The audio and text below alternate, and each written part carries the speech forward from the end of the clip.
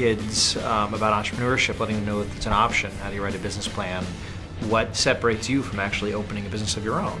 Not everybody will, but learning at least what entrepreneurship is all about will open the doors for a lot of them. That's what Nifty really fundamentally does.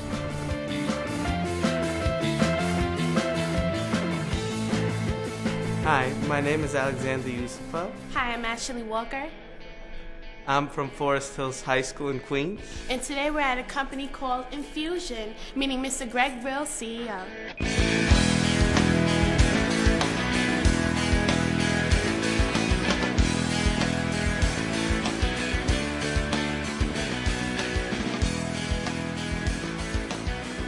Welcome to Infusion Development, where dreams are manufactured and made. So I'm Gregory Brill. I'm CEO and founder of Infusion, which is this firm. But this is actually one office of probably about 6 or 7 that are worldwide. It's about close to 300 people now. The easiest way to think of us is we write software, things that run on computers. And we do that for all kinds of different businesses.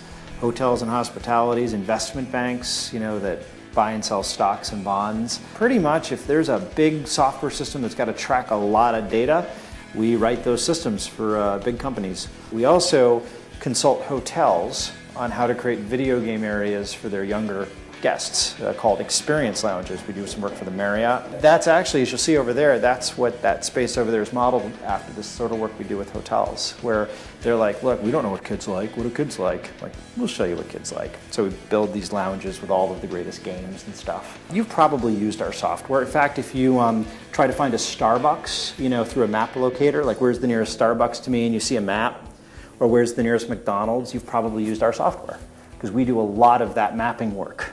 Microsoft pays us to handle all of the mapping for corporate customers. I personally had no background in technology at all. I was an English major, and I didn't work very hard. And so I just graduated without any real skills. This is college. Kind of wasted college, really. And I was working at Sam's Club. And I was working there after college, making $7 an hour, and realizing that, gosh, there's just no reason why anything is going to change. There's no force in the universe that's going to propel me up if I don't make some changes. So I went back to community college to learn computers, and I kept reinvesting in my skills, getting better and better at what I was doing. And one of the key parts of entrepreneurship is that it's not all about you. It's not all about the great things you're going to do for you. Ultimately, entrepreneurship is not a selfish endeavor.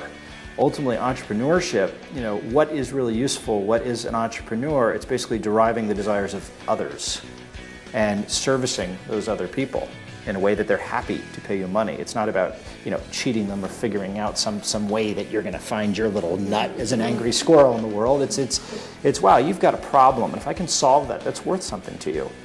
If you're a good entrepreneur, people are very happy to give you money. What ultimately happened is I got a very good reputation. I always cared very much that I wanted my customers to always really like me, and I wanted to do really good work.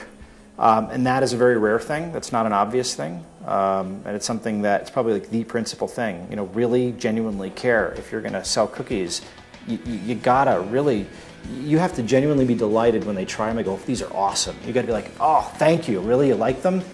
So I tried to replicate my idea, and I hired other people. It was very scary at first.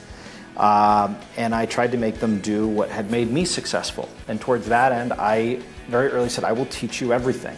And I will trust that once you're as good as me, our relationship will be strong enough that we'll keep working together and you won't just go off on your own.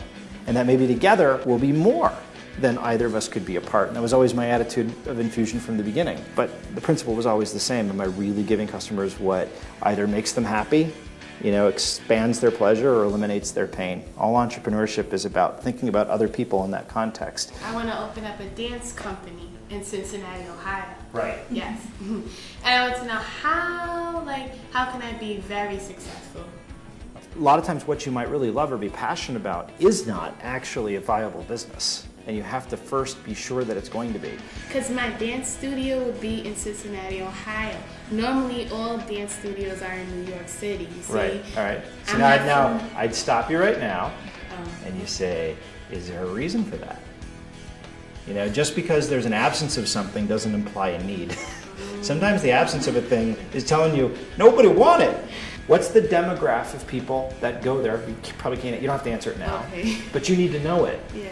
And then if you want to replicate or copy what they've done well, which is a great technique, by the way, find people that have done it and copy them. There's nothing wrong with that. Good Lord, I do it all the time.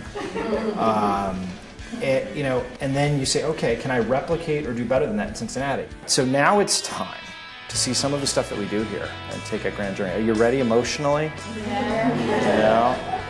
One of the things you'll see out there is a Microsoft Surface device, which is a vision-based touch table. It's like a magic mirror. Basically, we try to find an advantage in a new technology, because when a new technology comes out, there's all kinds of new possibilities. So you talk about entrepreneurship. In our case, we try to be entrepreneurship constantly every day. Entrepreneurship is not just starting a company. That's part of it. Entrepreneurship is a way of thinking about everything in a way that no matter what you look at or see in life, you try to think of a way to turn it to your advantage. Like, for example, the Surface, the touch table, that you'll see out there.